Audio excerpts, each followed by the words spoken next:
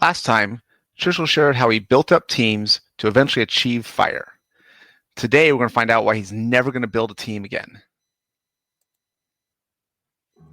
Welcome to the Mind Money Spectrum podcast, where your hosts, Aaron Ogti and Trishul Patel, go beyond traditional finance questions to help you explore how to use your money to achieve the freedom you want in life.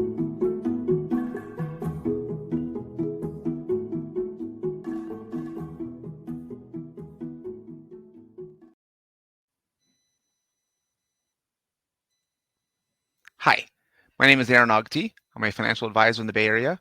I'm here with Trishul Patel, a wealth manager on the East Coast. Hey, Aaron, great to be here today. And thanks, everybody, for listening and watching. Great to be here as well.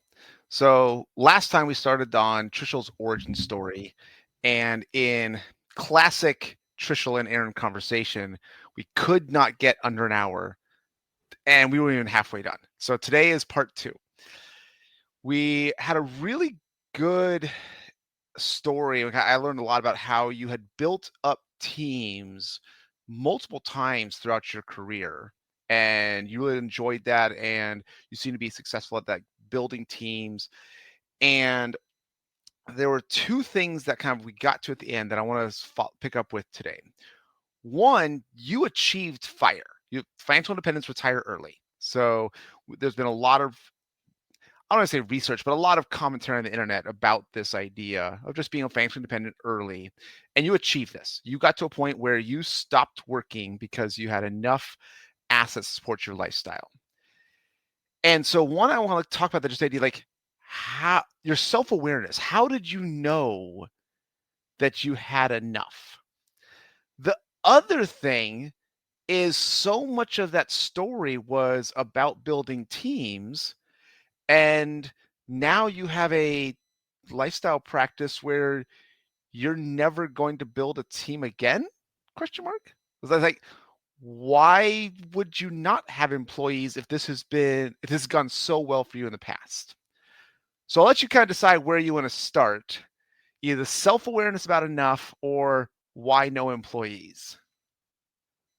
Yeah, let's start with the former. Maybe that's a good transition point. Like, well, what led to the, hey, I think we're good here. Let's leave the career. That's essentially what I did in 27, or I decided to do in 2017, 2018.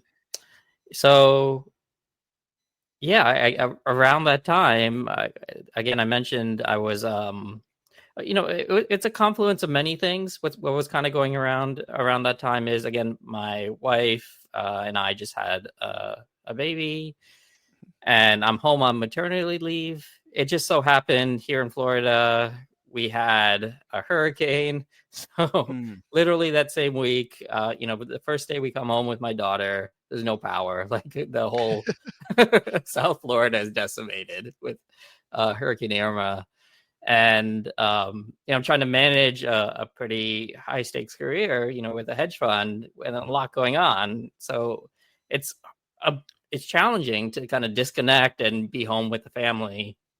And you can kind of realize, throw add in a hurricane on top of that and just a lot of other things, and it's a bit overwhelming. And at the same time, again, I did sit down with my wife, and I'm like, oh, hey, we don't actually have to be under this much pressure.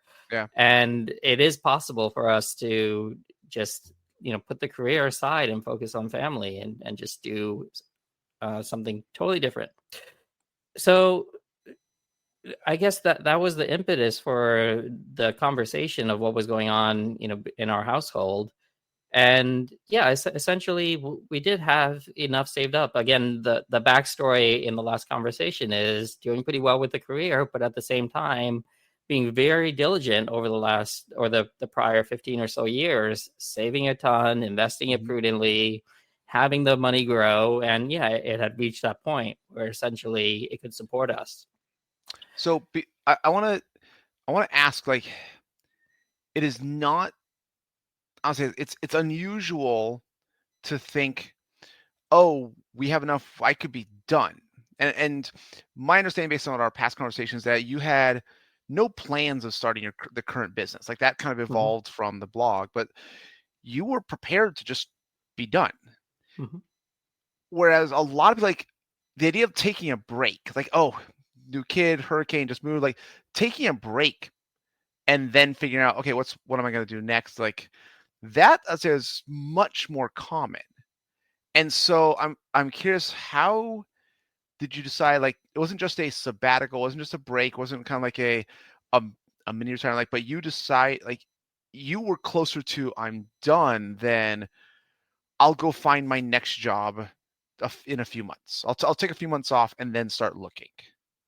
So I'm curious, like, did you have like extra self-awareness there? Well, that remember that rudimentary financial plan I had kind of put together Mhm. when I first started my Early, career, when I got early my first paycheck. 2000s. Yeah, Yeah. early 2000s. Well, essentially, what the numbers were saying in the current version of the plan at that time in 2017 was that, hey, we've met these goals, right? This was the Okay. whole impetus for that 15-year period. Like, here's what we're going to do. We're going to get to this point and then we're going to do something different that's not monetarily motivated. Okay. So actually, that's at least like, because you had some like written down, like you had like created this idea and then you achieved it, you felt like you could stop, like, because you had decided in advance that you could stop at this point.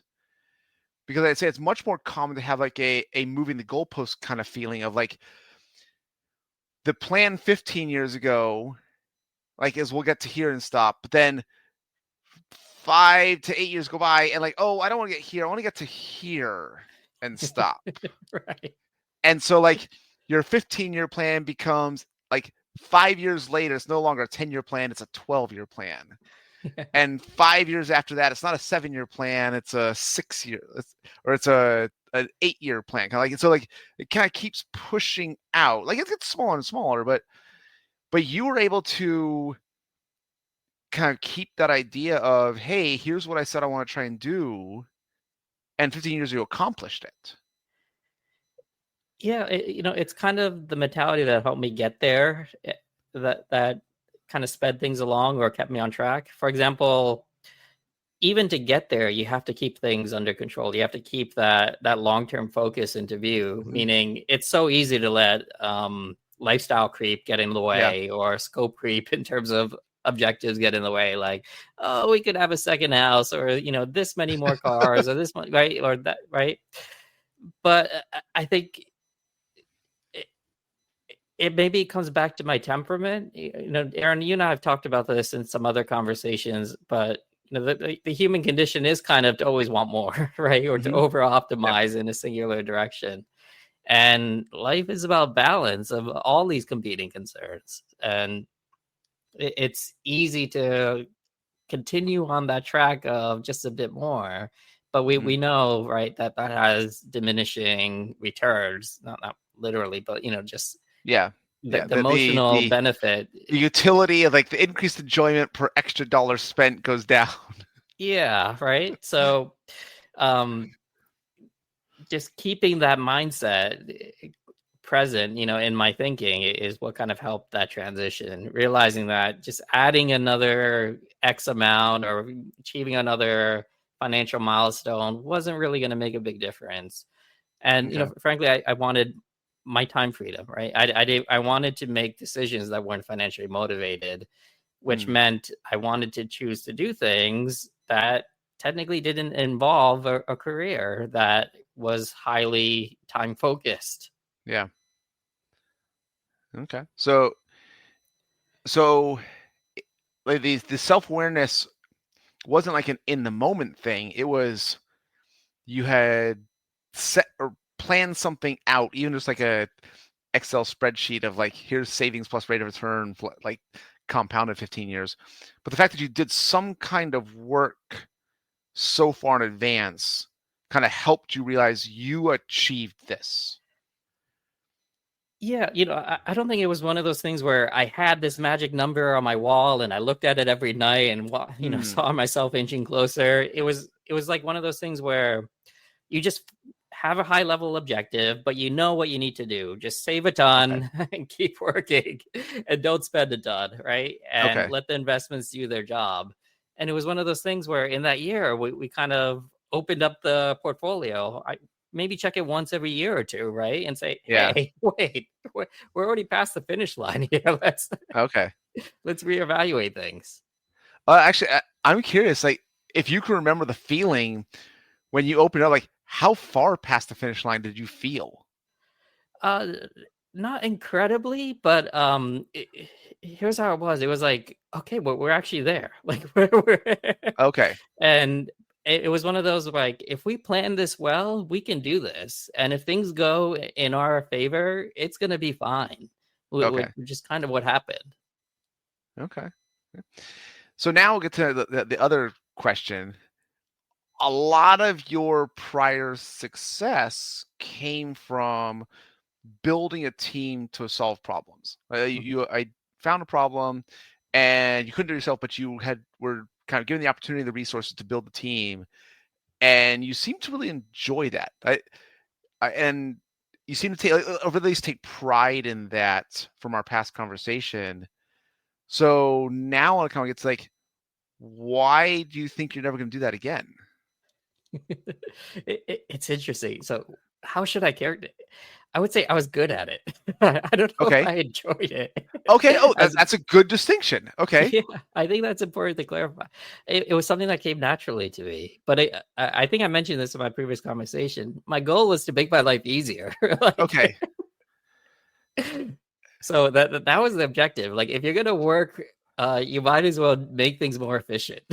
I the, I have joked around with my wife Jessica, like, I want to work so hard that I can be lazy. Yeah, right. It's I don't know, like there's probably better ways of phrasing that, but that's how I feel sometimes. Yeah, it's the whole work smarter, not harder, right? Yeah. So you want to do things that pay dividends, and Okay. if you're in a job, you can do things that pay dividends to your career, so that the less you work, the more you get paid, essentially, right? I have both my wife and I've seen other people who get into management that their teams love them, their higher ups love them, like their teams are successful, Yeah, and they feel like they are managing themselves out of a job, kind of thing. Like the team almost yeah, gets to a point where they're self-sufficient enough that they don't need someone telling them what to do. yeah. And so I've heard that commentary before. That was my goal, empower my team so that they can do anything they need to do to grow the business. And Mhm. again, if any small things come up, okay, I'll handle that as needed. But really, my goal is to make myself obsolete. Okay, so the no employee, so you were good at it, but you didn't necessarily enjoy it. Yeah, So before we get to kind of thinking about, I guess this is probably like, let's talk about like the you've talked about in the past about how the blog transitioned to like answering questions from friends and family to, okay, I guess I'm going to register to like collect some of it. What when you describe a little more succinctly if possible, like that transition from blog to business. right. Yeah. So again, I just started the blog to kind of keep busy. I thought, let me write about finance because that's what I know about. Okay. And let me write about my journey of it and what I think makes sense. Because I started noticing a lot of things that I think didn't make sense, when talking to friends and family, things like that.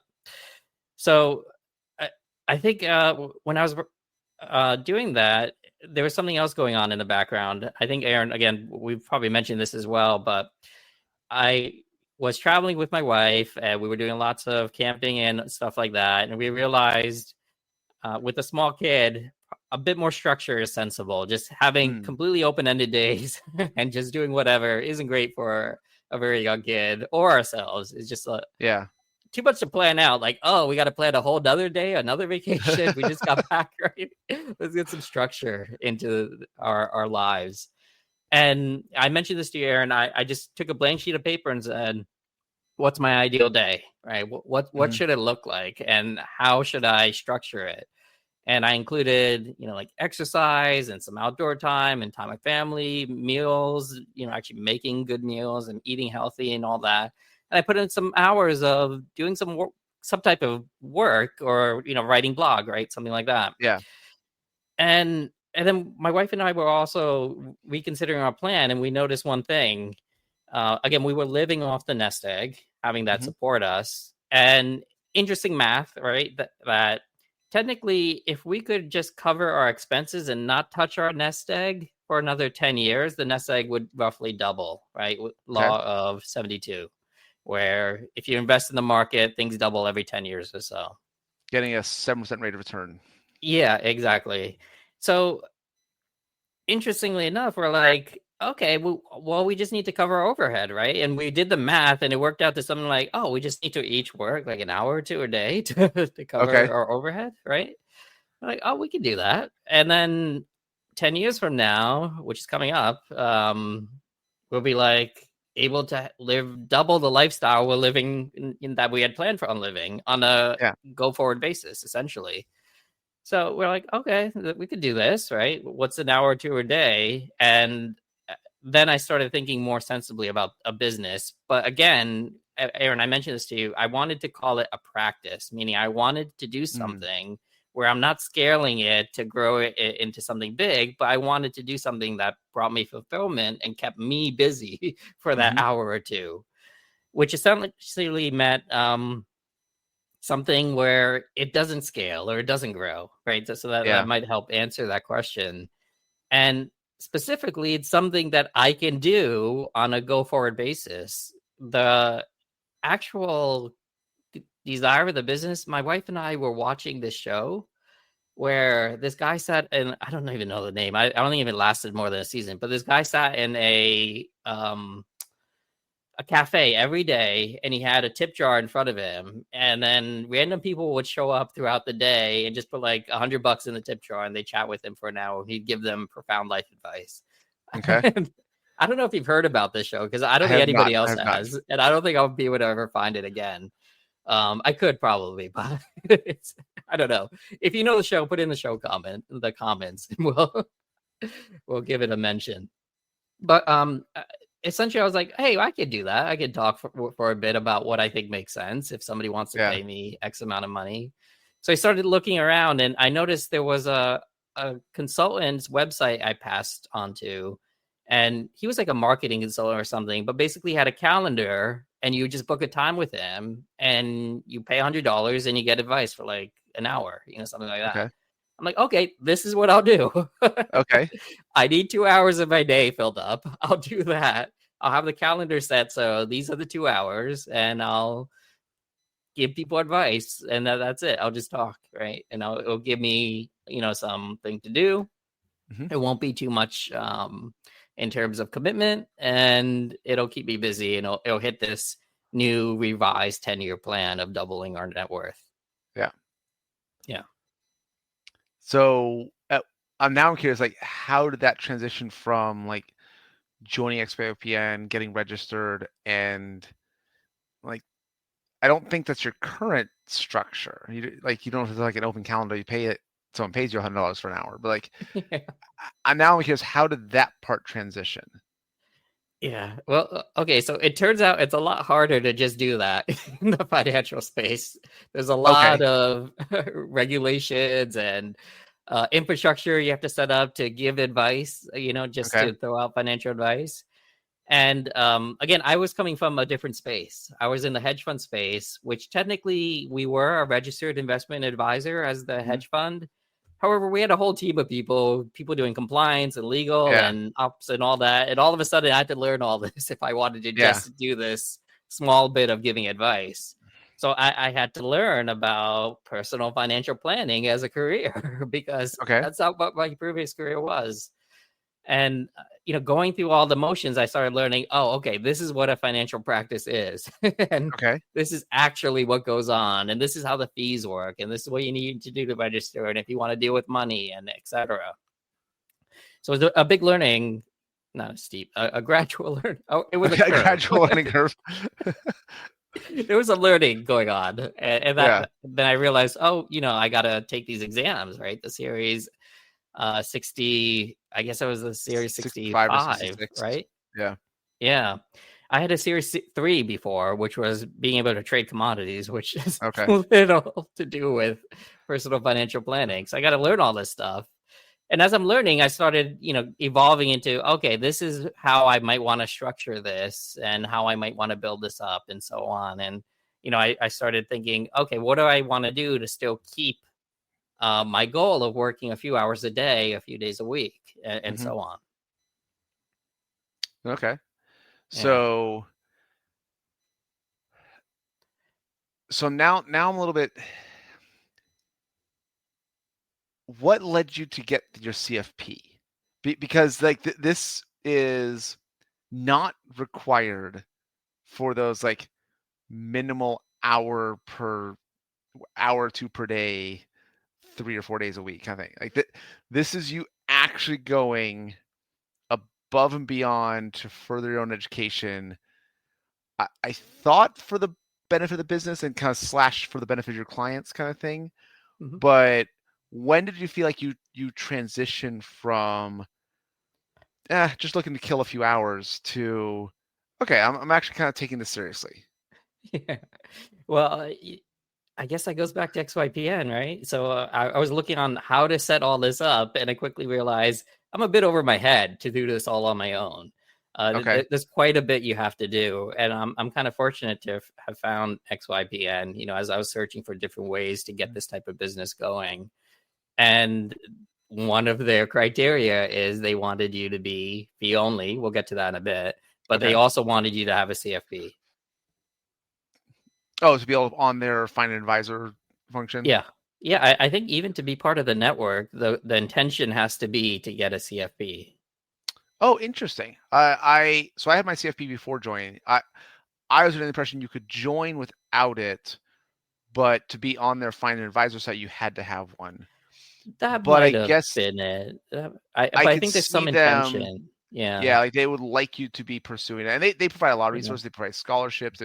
So they really want to try and push this as again the XYPN members advisors are educated enough, and so they pretty do consistently have a CFP. Mhm. But I did not know it was a like requirement that you get it. But that makes Yeah. sense. Yeah. I think it was a bit soft on that, but at that point I was so invested into getting this thing going that okay, Okay. let's just do this now. And I was going through the criteria. It wasn't so bad because a few of the hurdles were the education requirement, like an undergrad or something. I had that with Hmm. the MBA. You needed a couple years of work experience. I had that with the hedge fund that Yeah. qualifies. So I was with an RIA. So I just needed to take some courses and an exam. So, Yeah. you know, of course, in hindsight, I think it was well worth it. It's a great designation. It helped me Oh, learn a yeah. lot about all. Yeah. So it's certainly made me better at what I do. I don't regret any of that. And certainly if I'm working in the space, I think it's something that I felt was important to have. Okay. Okay. Yeah. So this actually kind of so why fee only? Because it sounds like it was not only XYPN's requirement. Yeah. This is something else you had been thinking about separately. Yeah. So initially, again, it was just going to be pay me some monies, I'll give you some advices, right? Like Yeah. just Yeah. simple transaction, nothing too crazy. So that fit fee only quite well. In fact, again, my background wasn't in personal financial planning, so I wasn't aware of all of these distinctions. I was aware that the commission based model and the broker dealer model, where you call up your broker, he recommends products, Yeah. you maybe pay some commission on them, or he places trades for you and stuff like that, or he puts you in some actively managed funds and gets a kickback. I was aware of that. I wasn't really so aware when I started this whole thing that fee only was a thing. Okay. I did realize early on that yes, I wanted a fee, and that's it. Well, so Okay. it somehow fit directly into it. I think a big part of why fee only was my just original thinking before I even knew it was a thing is because I knew the conflict of interests that underlie compensation, just having been in the industry, and I just wanted to clear all of that away, right, as much as Okay. possible. You know, So having yeah. that's interesting. Kind of like, so for me, I had my insurance license and I had to let that go. I also had my Series 7 and I let that go. Hmm. Um, and so for me, I guess I had not considered the idea you never had an insurance license. So Yeah. like it never even enters your brain like, oh, I could also sell insurance, but then I have to go back to feeling like, no, like, why would I sell insurance? I don't do that. Yeah. I don't know anything about, like, I studied in the CFP, but like, why would I add this thing? Yeah. But I think the commission and the broker dealer side, it's similar. Like, you'd have to go get a Series 7. You'd have to like add stuff, like both like work and conflicts for something you don't want. Because like I think So like I've told the story about the non-traded REITs and like those really nice wine and dine due diligence conferences. But have you ever experienced those and you didn't have the Series 7, you didn't have the insurance license in the first place? It's like there's no incentive for you to do the extra work for something you don't want to do anyways. yeah. It's interesting. Again, I started the blog before all of this, and my first few articles were about fees in the financial Okay. in the Okay. finance industry, because I'm like, okay, this is what people really need to know about. I just felt like it was so important. And what I really honed in on was the impact of fees on long-term performance when it comes to investment products. Okay. And I just started writing about, well, you know, there's the 12B1 fees and the actively managed fees, and then Yeah. coming from the hedge fund world, the 2 and 20, 2 and 20. and just, Oh yeah. yeah, and I just started showing like, hey, this is big. Like, you don't need to spend a lot on investment products anymore. They're effectively commoditized. You can get index products for close to nothing in fees. And this should be supporting your long-term growth in the majority of cases. And that's what I started laying out. And again, this is before I even thought about the business as Mhm. an enterprise of any sorts. So I'm going to ask you like a total sidebar because I actually read something written by Daniel Yerger recently of like Hmm. for granting the idea that like yes, if you didn't pay an advisor, if you had perfect strategy, you could have more money down the road, but no one's actually perfect. They actually have good studies and research that humans behave irrationally often enough throughout their lifetime that they can't do the perfect strategy. Mm-hmm. Do you have something that you tell clients when they ask you if investments are commoditized, why should I hire you? Yeah. Yeah, certainly. There's two reasons. What you pay me for is not for investment products that are supposed to do better somehow, right? Than any of the other products out there. But what you pay me for is advice, and it's specifically the implementation of that advice. So, for example, Aaron, at this point, you and I have probably said all of the advice on these podcasts publicly Yeah, available for everybody, right? For free. that is probably true. Yes. Yeah, which is great, right? You can get anything you want to implement a great financial plan and a great investment strategy. It's educational. Yep. If you listen to From the our last 145 hours of our podcast, right, you will yeah. probably be able to do everything that we can do for you. Yeah. So there's nothing secret, right?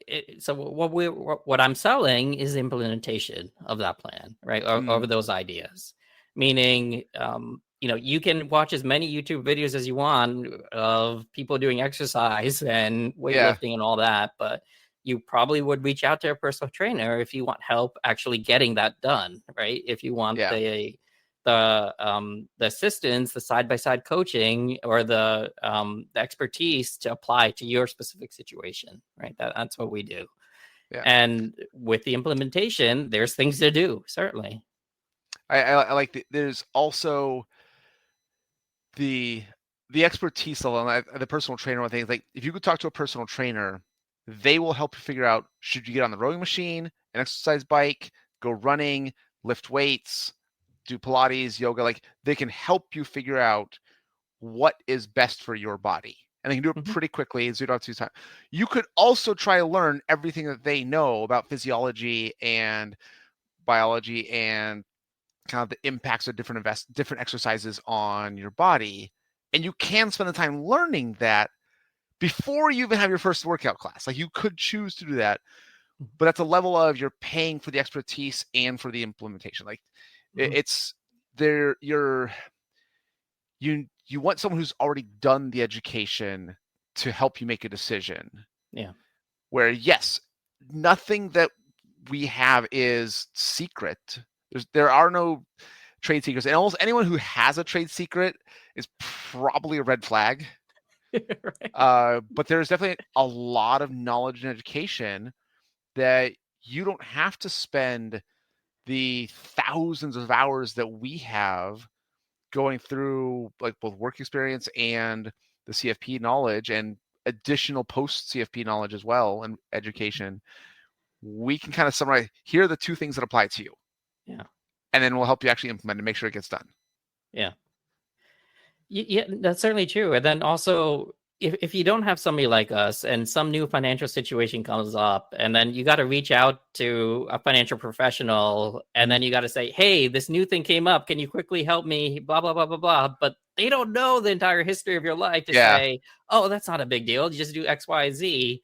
Because you can't really convey that in like a 20, 30-minute intro call or even a 1 hour conversation, right?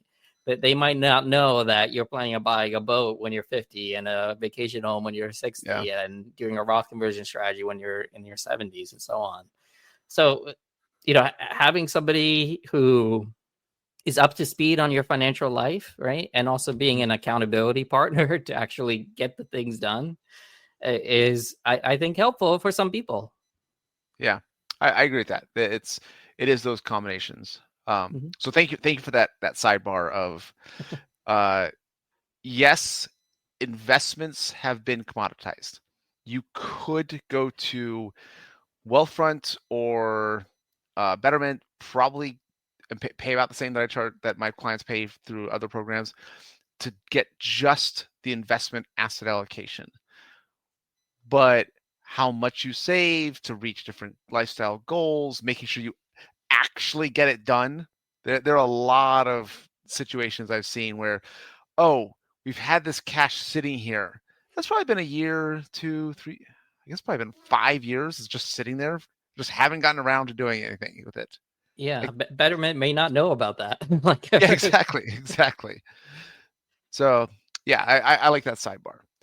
So when I want to go back to kind of your business, we've talked about the fee only, and I do want to get back to the going back to, like, the fire to lifestyle practice. Like how much overlap do you think of?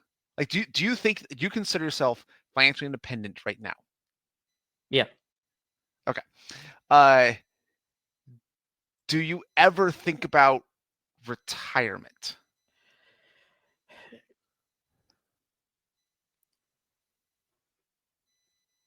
No. I think about balance, and I think, what can I do to make things more in balance? But I think we've mentioned this in the ideal day, week, year conversation. I feel like I'm at a situation where I could keep this up indefinitely.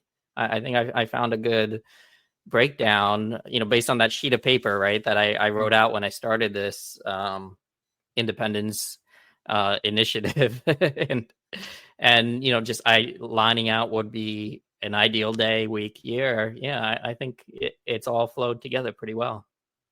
Okay. So thinking about how you've built teams in the past to make your life easier, is there something you think about for that moving forward? Not necessarily building a team, but that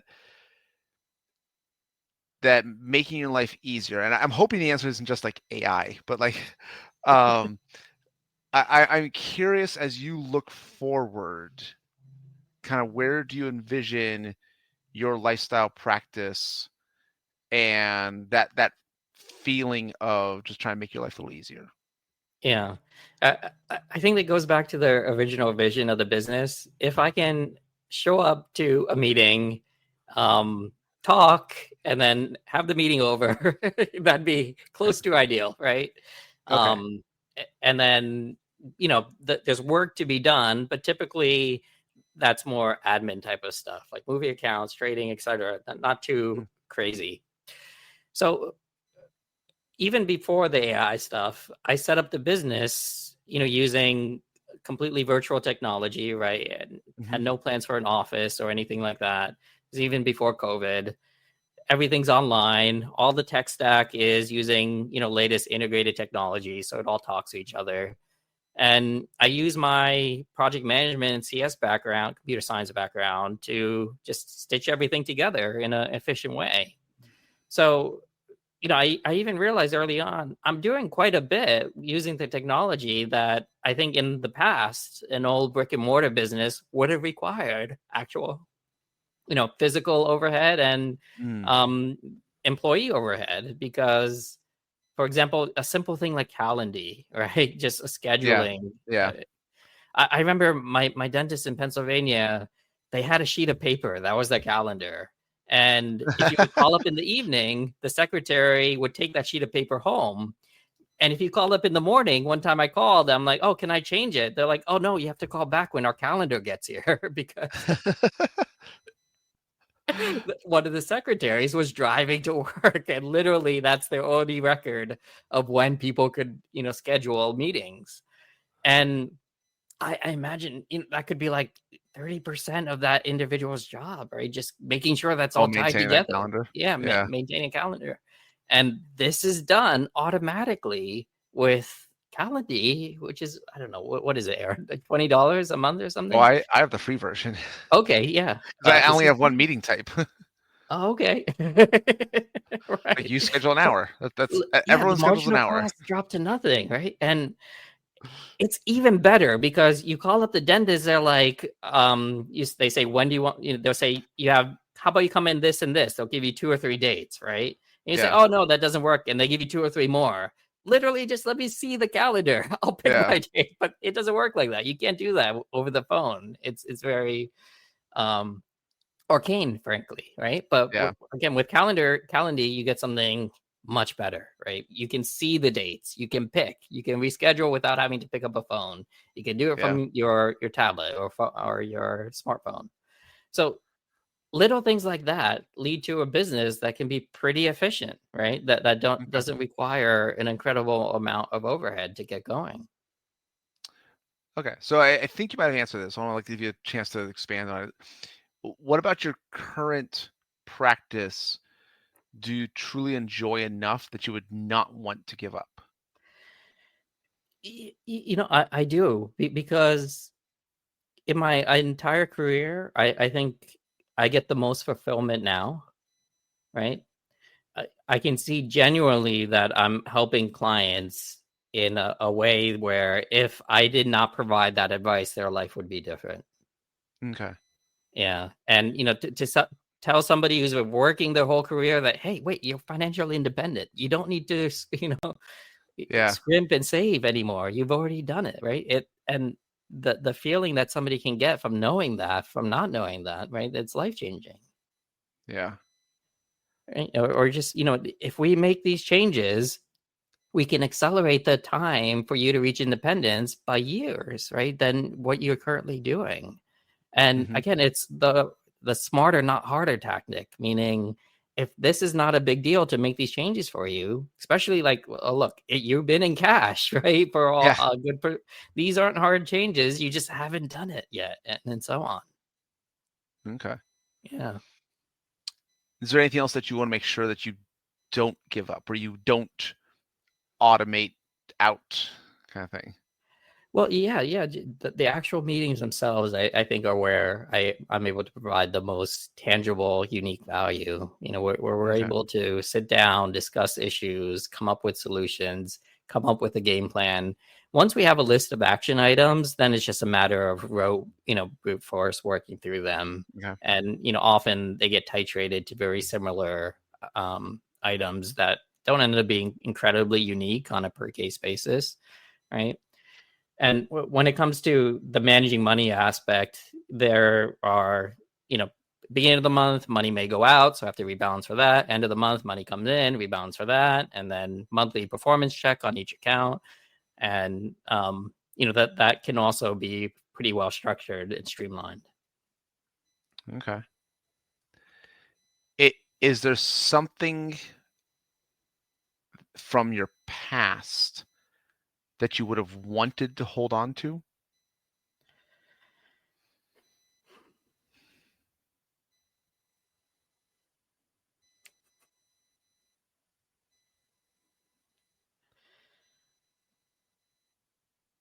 I think I mentioned that we started this where I didn't exactly enjoy the building teams. It wasn't horrible. Again, I was good at it. So I got a good amount of satisfaction. And I was doing things that I felt were making a good amount of impact because, I think the worst position is working hard and not seeing results from it. Right. And it wasn't that. We were making good progress. It just wasn't what I really felt I wanted to do with my time. I think that was it. And I think that goes with a lot of things when it came to the career. So when you're saying what I liked, well, I think anything that I liked, I can pull into this type of job, and anything else I kind of can forego. So it's hard to say if there's anything that I had that I couldn't still do. Okay. Not sure you answered the question though. Yeah, Is so there I, anything in the past that I you would have wanted to hold on to? yeah, so And I, the answer is like nothing. yeah, that's what I'm saying. I don't know. There were some good things, but again, I can replicate that. Meaning, I like meeting with my colleagues, but now I can meet with my friends who, okay, I can don't have to call them colleagues anymore, but they're Yeah. similar people or the same people, right? Yeah. So Yeah. yeah, it's hard to say, right? Yeah, it was nice to, uh, go on the fancy trips, eat at the Four Seasons or private jets or Mar-a-Lago, right, for our office party and so on. But yeah, I don't know. It wasn't quite me. Okay. Okay. So if you, like when your daughter is out of the house, I know this is really far away. Like, can you envision doing the same thing? Sure. Yeah. Yeah.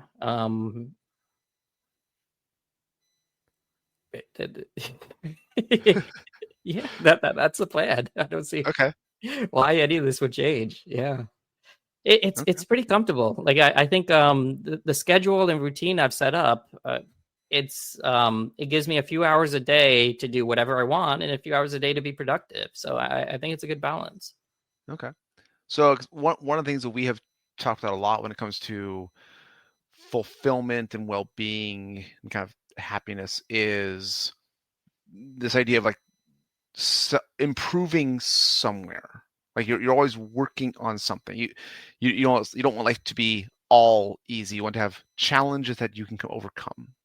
Yeah. What do you think those are for you? What is that moving forward feel like for you? Yeah. So I think the first 40 or so years have been the bigger challenges. Like becoming financially independent, right? Yeah. Getting a house, getting married, having a kid, doing a whole career type of thing. Obviously, the education that was a predecessor to all that. So I think the next things won't be financially motivated. Mm.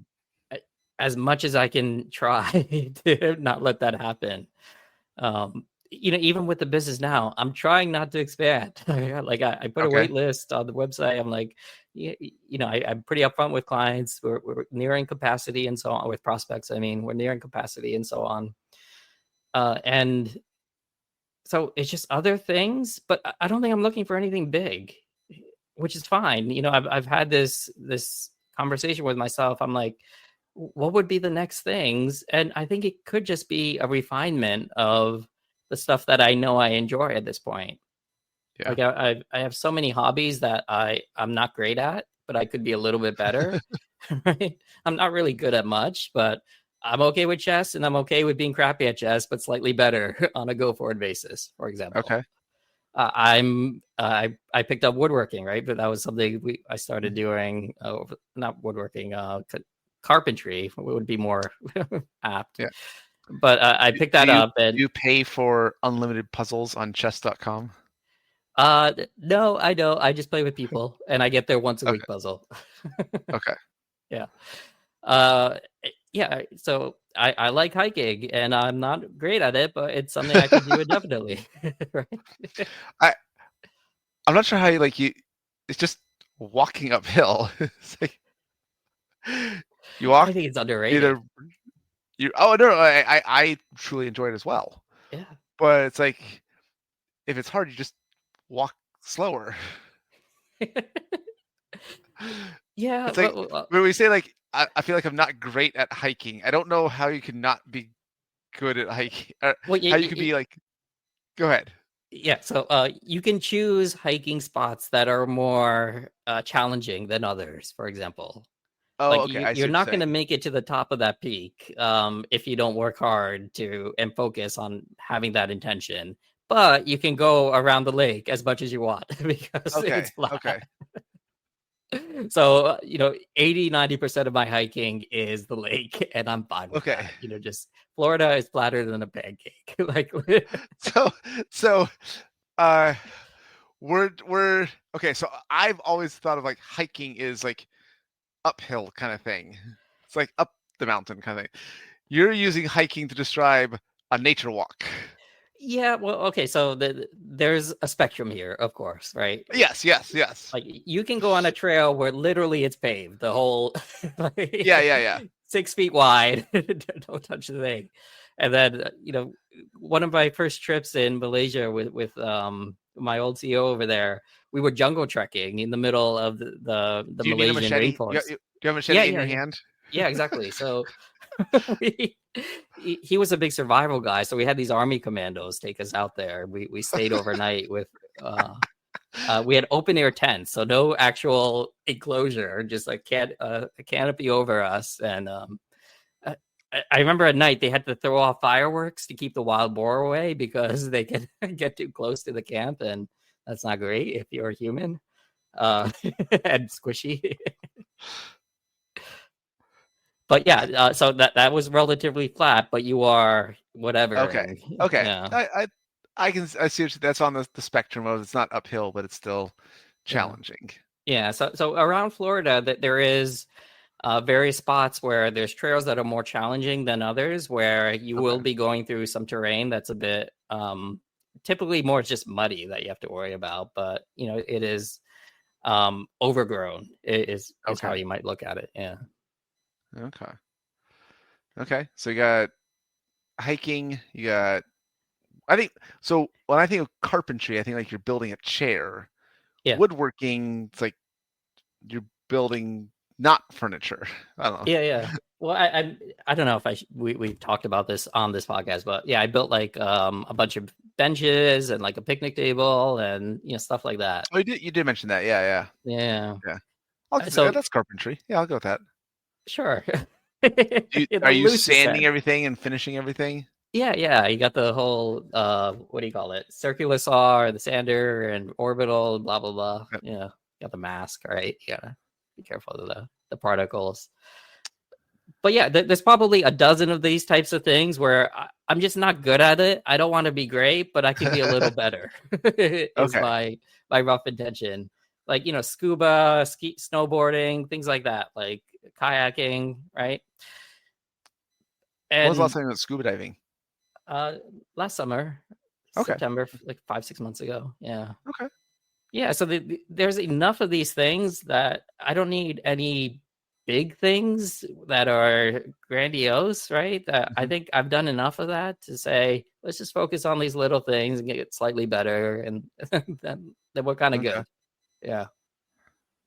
Okay. As you described that as thing, like I have the tools to do some like woodworking. I've done projects in the past, built a clubhouse for the kids during COVID. But these days it's my wife is practicing golf quite a bit, so I want to try and catch up to her. I've not beaten her in a while. I play pickleball a decent amount. Still have a tournament coming up in a couple weeks, so I'm trying to get better at pickleball. Skiing, snowboarding. Like I was doing some work to really make sure that my legs hold up as I go down. It's like that actually paid off. I was doing a lot of wall sits starting in November. So by the time I did a ski trip with my dad and my brother, legs felt great. Yeah. So, yeah, I could say it's I do have business goals as well, just 'cause I'm at a different stage than you are, and trying to ideally make sure my wife doesn't have to go back to work. That's kind of my business goal for myself. But there are non-business things that I am trying to work on as well. Yeah, so I mentioned that 10-year plan of if we hold off, things will double, and then things do compound. Another 10 years, it just gets a little silly, right? That's actually okay. So that's I want to come back to that. So 2017, was 8 years ago. Yeah, your 10-year thing is like 2 years away. Yeah, but it sounds like your business and your wife's work is covering overhead again. Yeah. So it almost comes back to that enough question. I know. Yeah. Are you just going to leave your daughter a lot of money at this point? Because if you could do this to fill the time and cover your overhead for the next 20, 30 plus years, it's like, are you ever going to use the nest egg again? It's a good problem to have, right? Oh, totally. But this is what a lot of client situations come to. Yeah. This is why you hear a lot of advisors talking to their clients in their 60s. They're like, you have more money than you need. You need to spend more. Yeah. Or you're funding your kids' retirement. Yeah. Yeah. It's something to really think about. Yeah, for sure. It's been on my mind. It's certainly on my mind when I'm thinking of specific client situations, because as you said, it's common. It does come up where you have a situation where, what are you going to do? This doesn't make any sense. There's way too much coming in that's going out. Like what happens now? And you need a plan, because you're just going to stave off the problem for the next generation. It doesn't fix anything. And there's some understanding that it just may make things worse for the next generation, right? Mm-hmm. And the last thing you want to do is set people up for failure, right? When you could be doing the opposite. So it is, I don't know if we want to go down in this whole other side of can of worms as we're nearing the close of the hour, but we'll save, I think, advice to clients when they have more than enough, and especially related to kids' values. I think that's a good separate conversation. Right. I want to ask kind of for you, at what point, what are your just thoughts as of right now? You don't have to have a plan in place, but how to use your nest egg to support your ideal life, right? Kind of thing. Yeah. Because right now it sounds like your business and your wife's work, that and just a few hours a week, that's supporting your current lifestyle. Yeah. But what are the thoughts? How would you use your nest egg to support your ideal life? Yeah. So again, the 10-year plan was just figure out a way to cover overhead, right? And we'll be okay. Now, there was some scope creep there, because we had actually first decided on a more narrow overhead when we shifted to financial independence than where we are now, because we assumed that we had so much free time, we wouldn't be spending so much. But it turns out we're kind of back to our previous pre-financial independence transition lifestyle in terms of spending, which is fine, because still the overhead seems to be covered anyway. So, but at the same time, now we're getting closer to the second problem of, okay, if the next 20 years we keep this up, now what? And we're just leaning towards that discussion in our minds right now because, again, we're just nearing the end. But frankly, the last 7 or so years was more about filling the gap for that Yeah. 10-year period, which is just coming to light, to completion, I guess, as we near the end of this stretch. So honestly, I don't know, but part of what I mentioned earlier in this conversation is I'm trying to put the brakes right on the business and trying to specifically, as we mentioned in the beginning, not hire employees, Yeah. not try to expand, not try to make this bigger than it needs to be. Okay. Yeah. I have some. If you were my client, I have some questions, especially related to your daughter and like values you want to teach her. But I think that's a different conversation for a different day. Right on. Well, there was one small point that I wanted to make about the fee only aspect. Looking back on how my personal portfolio has done, and then also just being in the industry, I really came to realize that the passive investing carried the majority of the weight of the performance of the portfolio. And fees have a big part to do with that, right? And again, one of my original blog posts was, if you are paying more in fees for investments products, it will detract from your long-term performance. So I think that's part of the key. When I was at the hedge fund, I remember, Aaron, I did mention this to you. I came across a study towards the end of my stint there, and I saw the performance of hedge funds. Y-axis was how long the hedge fund has been around. X-axis, was how long the hedge fund had run around, and the Y-axis was the outperformance. And they threw on all the hedge funds, and you could see a very nuanced curve. When a hedge fund is around for a few years, their outperformance look great. The longer they've been around, it just kind of flatlined towards zero outperformance. And this is something I review with all my clients. Not only that, but in all the areas of finance, including active management for mutual funds and for all of these other types of fancy products, the more you end up paying in fees, the lower that expected performance tends to be. I can see that. I probably similar interpretation of I have a conversation with clients who have a large single company stock holding. And most of my clients, they have stock options from their employer. That's why they came to me for help. And we'll have a very brief conversation of like, well, what's our rate of return assumption for that stock? And like, it's either gone up dramatically, down dramatically. Like the past returns are so wild. Yeah. I think, well, if I had to make a guess, I'm going to guess it's the average of all the stock returns over the last 100 years. Like the S&P 500 is not some like magical thing. It's actually just the average of all the stocks. And so some stocks will do 15%, some will do 5%, but a large enough portfolio will just average that 10-ish% per year. Yeah. Over the last, again, multiple dozens of decades. And so it's like, well, I'll guess that it's gonna behave like an average. Like I have nothing else to make a guess of, oh, it doubled in the last year, it's gonna double moving forward. Well, no. It's also not, I'm not doubled last year, it's gonna underperform moving forward. Like that's also, there's some reversion of the mean, but I think that applies to a larger portfolio than a single stock. It's like, no, I'll guess that it's going to grow just like every other portfolio.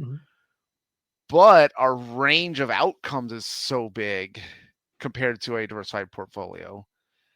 And it's like, whatever happened over the last several years, I'm not saying it's going to be repeating. I'm not saying it's going to be the opposite. It's just we're going to get back to the average. Like moving forward, we're going to see the average. So I can see the same thing with kind of fees. Like some managers will outperform over some time frames. And there's no indicator that they can repeat that outperformance moving forward. Yeah. They're just as likely to be average returns minus fees. Past performance does not indicate future return. Again, it's not saying that like, oh, it doubled last year, it's going to come down so that and this is a what's the gambler's fallacy, the recency bias. No, there's a if red comes up 3 times in a row, there's neither a trend nor an opposite. It's again a 50-50 thing. Independence. Yeah. So it's that idea, like it doubled last year. I'm not expecting it to average 10% over the last 2 years. Yeah, there's no which memory. would require it to actually come down. Right. I'm expecting moving forward to average the same as all the other stocks. Right. So, yeah, there's no reason to assume that any future return is anything other than average. Again, it will be a wide range. It's going to be wrong. It's more likely to be wrong than right. Yeah. But we just kind of have to assume average minus fees. Yeah. And here's the hitch, though. Average is not bad. It has a bad connotation, but average is quite awesome. You throw that average number into the projections and everybody does great. Like, let's do this. Like, we can all do this. You don't need, back to that original financial plan that I threw together in my 20s. You don't need that outperformance number to make all this happen, right? You just need that average market return to come through over market cycles. Yeah. That comes out in a lot of, and that's usually one of the ways I help clients understand they don't need to take on the risk of the single stock. Yeah. It's like, I'm not going to illustrate, oh, the stocks can grow up 15% per year. Like it could, and we can take on that risk if they want to. But like, you only need regular stock market returns for a few years to be where you want to be. Yeah. So I don't want to add too much because okay. That's a good place to wrap up for today. Good stuff, Aaron. Okay. Well, thank you for sharing about your current business, kind of how we got from your origin story as a hedge fund manager who achieved FIRE to a fee-only lifestyle practice that is not looking to grow. Good stuff, Aaron. I enjoyed the conversation. And, thanks everybody for listening, watching. If you're enjoying this stuff, welcome to leave us a comment or also give us a like or subscribe. Thanks. Bye. Bye.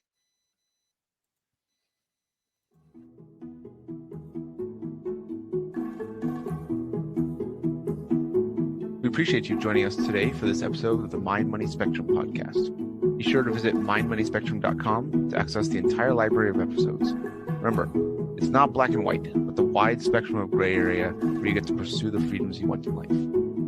Opinions voiced in this material are for general information only and are not intended to provide specific advice or recommendations for any individual. All performance referenced is historical and is no guarantee of future results. All indices are unmanaged and may not be invested in directly. Have a nice day.